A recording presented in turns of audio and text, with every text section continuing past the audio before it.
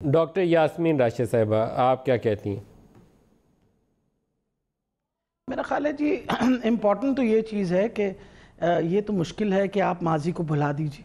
یہ تو نہیں ممکن نا، کیونکہ ماضی تو آپ کے ساتھ ہی چل رہا ہوتا ہے۔ اور اگر آپ کیونکہ میں تو I am not a finance person, لیکن میں بھی I knew that trade deficit was there already. یہ تو نہیں تھا کہ trade deficit was not existing there, آپ کے سامنے in the last 5 years of the previous regime trade deficit مسلسل ہو رہا تھا ٹل towards the end,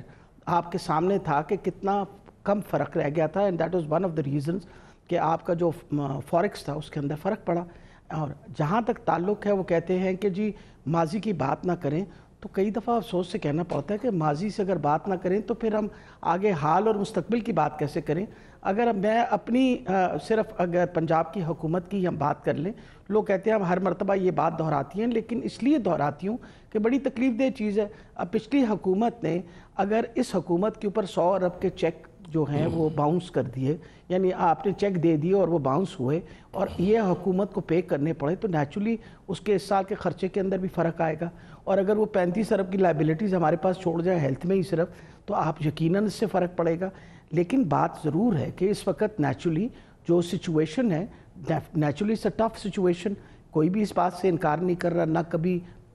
prime minister صاحب نے بھی انکار نہیں کیا اس بات سے